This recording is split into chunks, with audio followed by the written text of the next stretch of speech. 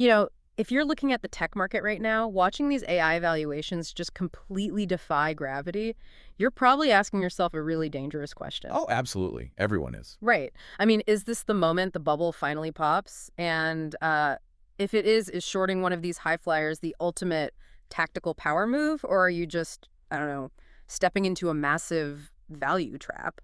Well, it's really the defining financial tension of mid-April 2026. hmm We're watching these astronomical valuations get stress tested by a deeply skeptical market in real time. Yeah, totally.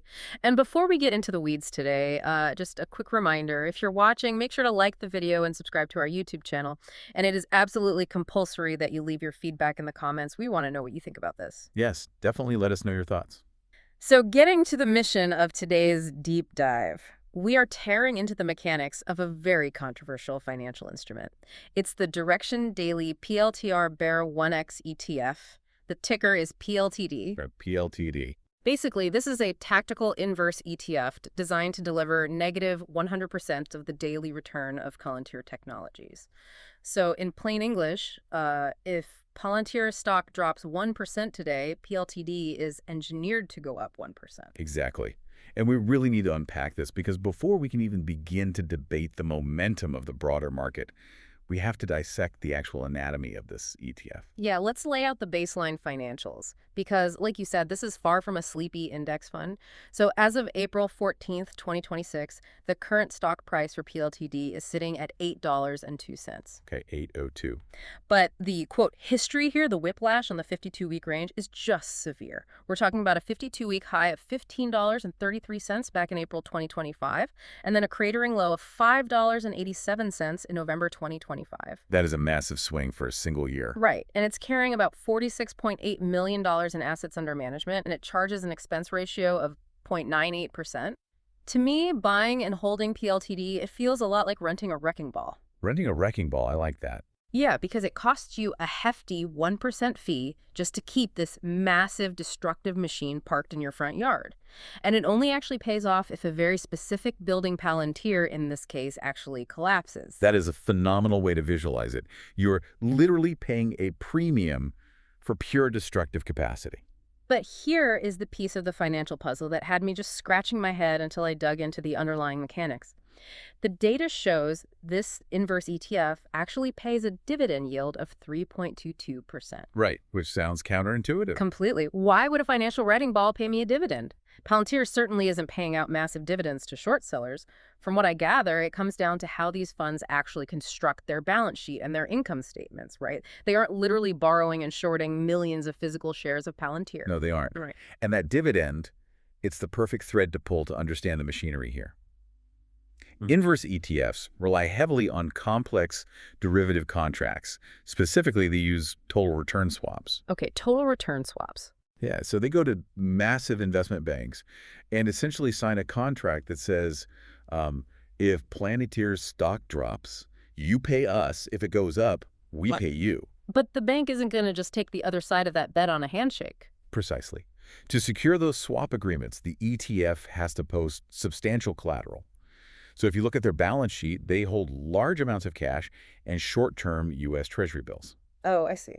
right? And in the current interest rate environment, that cash flow, that short-term paper, generates a solid risk-free yield. Yeah. So that 3.22% dividend you're seeing on their income statement is simply the interest generated by the fund's own collateral. Which gets passed through to the shareholders. Exactly. It's just a mechanical byproduct of the fund's architecture. And furthermore, if you look closely at that $46.8 million AUM, it tells you a lot about the psychology of the market right now. How so? Well, in the broader ETF universe, $46 million is a drop in the ocean. This fund is not some mainstream retail darling. It's a niche tool used for very specific short-term tactical operations. Okay, but if the AUM is that small, yet the latest news shows the average daily trading volume is a staggering 57 million shares, we have to look at who is actually operating this wrecking ball. Yes, the volume is massive compared to the assets. Right, the tape is telling a fascinating story. Right now, the technical analysis and the current analyst ratings for PLTD are officially registering as neutral to bullish. Neutral to bullish for the Bear ETF. Exactly. The trend direction is shifting. The price of $8.02 has recently crossed above both its 50-day simple moving average, which sits at $7.82, and its 200-day SMA at $7.38. Which logically means the technical indicators for Palantir itself are flashing short-term weakness, given the inverse relationship. Yeah, and here's where it gets really interesting to me. I look at those technicals, the momentum, through the lens of algorithmic trading. When an ETF breaks above its key resistance levels and those moving averages trend following algorithms automatically flag it. Oh, for sure. They don't care about Palantir's underlying software at all. No, it's just pure math triggering a mechanical feedback loop. Add in an RSI of 63.41, which is, approaching overbought but still showing upward momentum, and the MACD is recovering on the daily charts. It creates a self-fulfilling volume loop. Exactly. And then you look at the SEC filings, the latest quotes, and see massive institutional players like Virtue Financial and IHT Wealth Management buying and selling millions of shares. Right. A retail trader might look at this setup, the golden cross on the moving averages, the massive volume, the institutional ownership, and assume they should just copy Wall Street's homework. They see a strong buy signal for PLTD. It is incredibly tempting to read the tape that way. But you have to separate the algorithmic noise from the actual institutional strategy here. Meaning what exactly? Well, when a massive market maker like Virtue buys an inverse ETF, they are rarely taking a naked, aggressive, directional bet against the underlying company. We have to look at the mechanics of delta hedging. Ah, okay. So they are just buying insurance for their broader tech portfolios. That's the reality of it. I mean, if an institution holds a massive, multi-billion-dollar basket of tech stocks, and Palantir is a highly volatile component of that basket, they will buy shares of PLTD to neutralize their downside risk. So if Palantir crashes, the broader portfolio takes a hit, but the inverse ETF spikes, smoothing out their overall return. Exactly. Retail traders often look at those filings, see institutional ownership of a bear fund, and misinterpret a defensive hedge as, pure bearish conviction. And just to add context to the insider activity, because PLTD is an ETF, you won't see insider trading of the fund itself. But it's vital to note that Palantir's founders, Alex Karp and Peter Thiel, still retain massive control and ownership over the underlying stock. Yes, very entrenched insider control. So you have institutional hedging on one side and entrenched founder control on the other. But the bullish momentum for PLTD ultimately only exists because the broader market is suddenly turning cautiously bearish on Palantir itself. Right, we have to examine the target. Yeah. Why is the market sweating Palantir right now? Well, let's debate this. Is it truly undervalued as a short opportunity, or is this a total value trap? The scrutiny all comes down to the friction between their current financials and their valuation. Valuation is genuinely staggering. There's no way around it. It really is. Palantir is currently trading at a 115x forward price-to-earnings ratio. To put that in perspective, that is an extreme 100x plus earnings premium compared to the average company in the S&P 500. It's massive. And on top of that, you have the narrative influence. Our sources point out that when Michael Burry, the famous investor from The Big Short, recently voiced negative signals about the stock, it acted as the psychological permission slip for the market to sell. Oh, absolutely. Narrative often front-runs the fundamentals, especially in these high-beta tech stocks. Right. It didn't actually change Palantir's balance sheet overnight, but it predictably triggered a wave of institutional profit booking. And we also have to look at their actual income statement. Palantir has a structural quirk. The government contracts, right? Exactly.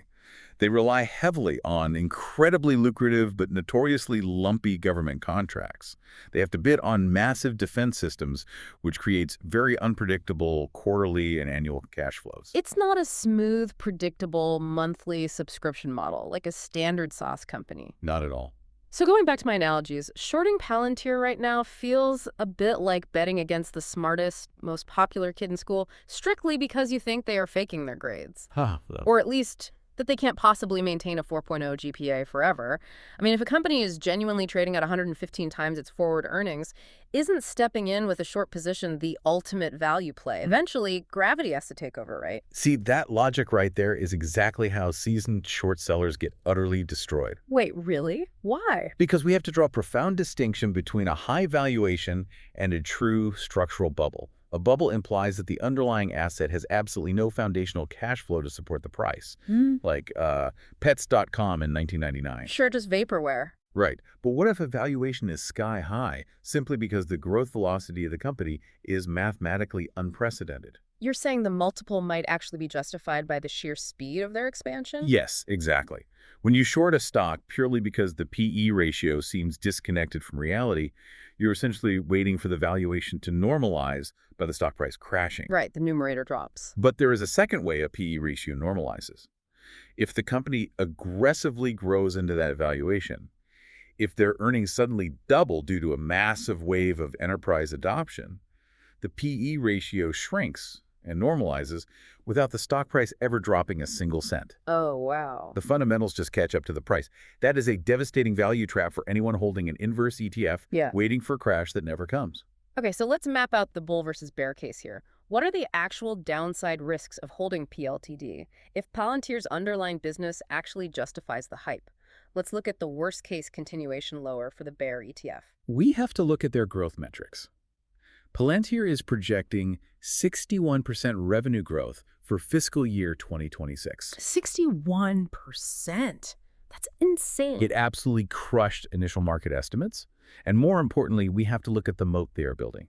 The bull thesis for Palantir is that they are no longer just a data analytics tool.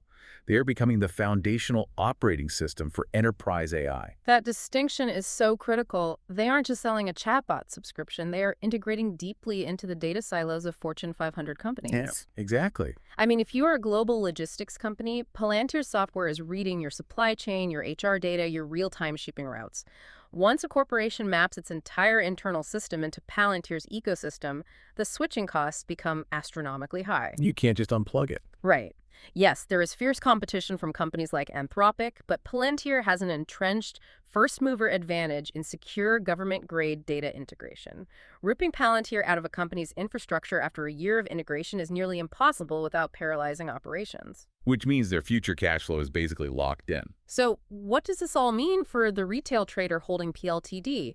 If Palantir announces they have definitively locked in the enterprise AI market, the person holding the inverse ETF is staring down rapid mathematical destruction. Complete destruction. And this really opens up the discussion on the mechanical downside risks of inverse ETFs that retail traders consistently ignore. The traps, basically. Yes. When you hold PLTD, you are fighting two massive independent forces. The first is the obvious threat of a short squeeze. Right. If Palantir announces an unexpected blowout quarter or a massive new enterprise partnership, the stock price naturally spikes.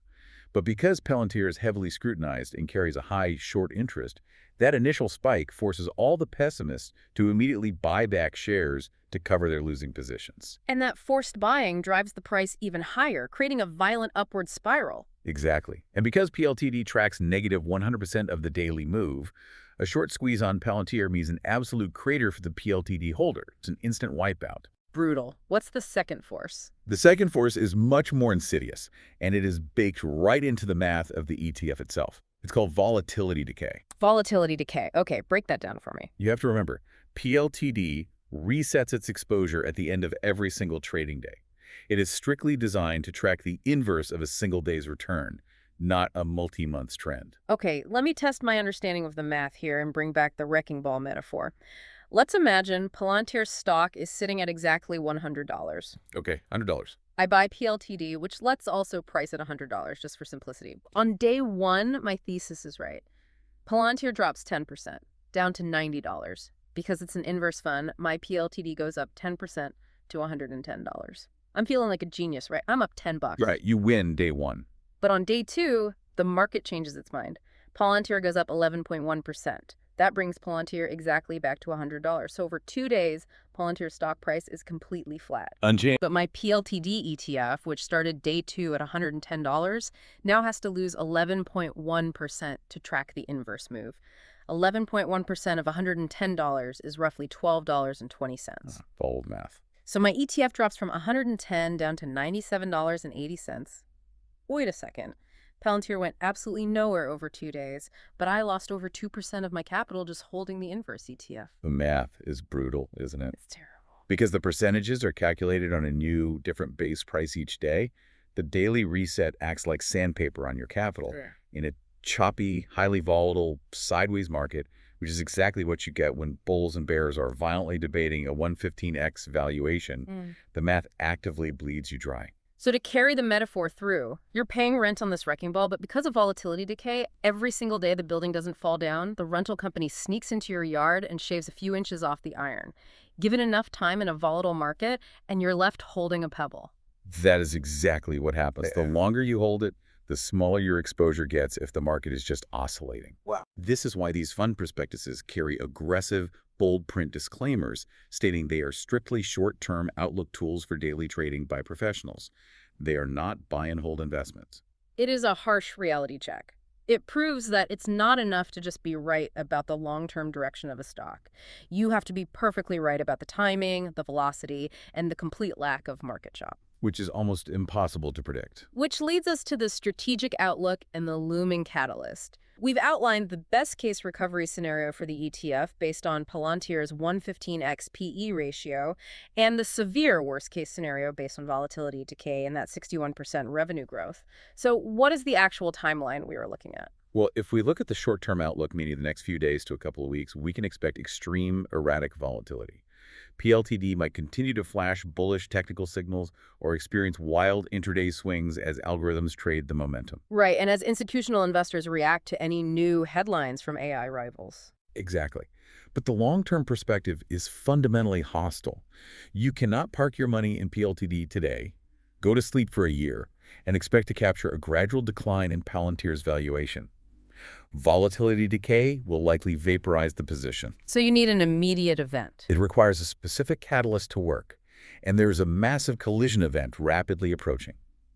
Everything we've discussed today, the algorithmic moving average crossovers, the intense debate over the 115x forward earnings multiple, the psychological impact of short sellers, and that projected 61% revenue growth, it is all going to violently collide on one specific date, May 4th, 2026. Palantir's Q1 2026 earnings report. The ultimate moment of truth. Oh, man.